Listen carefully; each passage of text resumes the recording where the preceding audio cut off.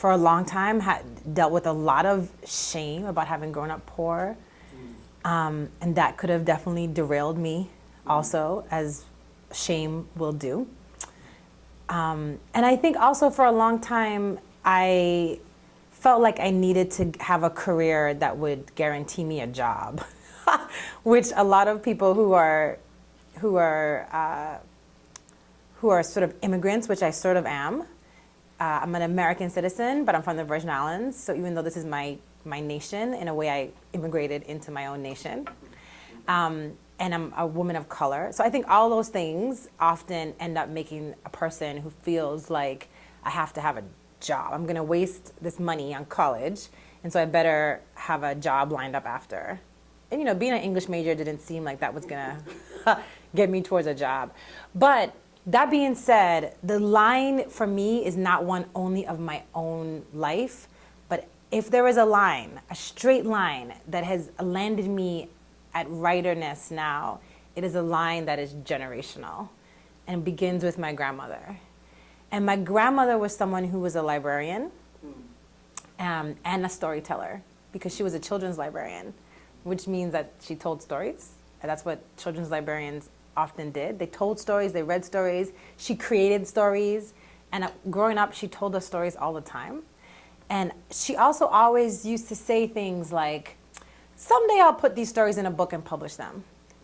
And that never happened, but the fact that she could dream and she could dream it almost flippantly, meant that, well, that's possible, right? That despite all the other chatter and stuff happening in my life, which was very complex chatter, that there was a possibility of this thing. But so I had storytelling from her, but I also had the idea that like a book is something that a person could actually make and do, and not some person that's dead, or some person who had means that I didn't have, or some person who looked different than me, but some person who was me, my grandmother.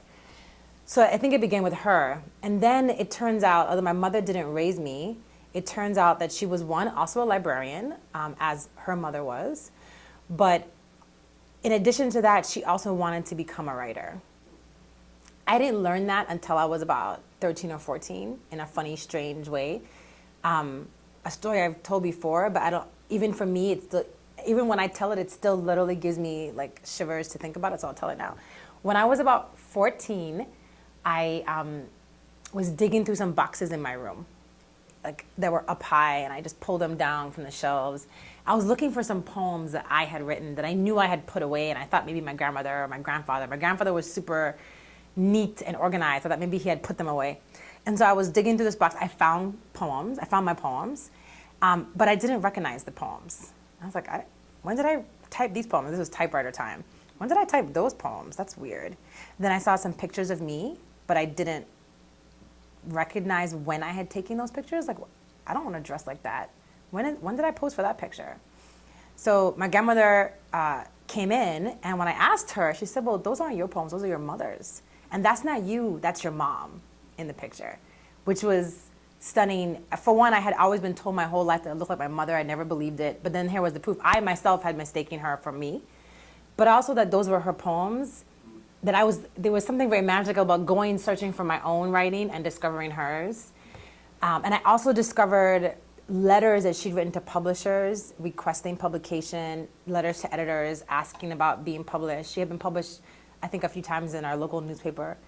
And I realized that she wanted to become a writer. She wanted many things that never were able to happen for her. And I think at that point, in some sort of weird 14-year-old, I'm the center of the world kind of way, I thought, well, I'm gonna become the writer, and I'm gonna do it for both of us. I'm gonna do this thing. That being said, I still thought I had to major in psychology when I got to college. I still thought I had to do other things that were professional and would get me. But my mother and my grandmother before her really planted not the seeds, they planted the trees that I just took the fruit from, that enabled me to be here now.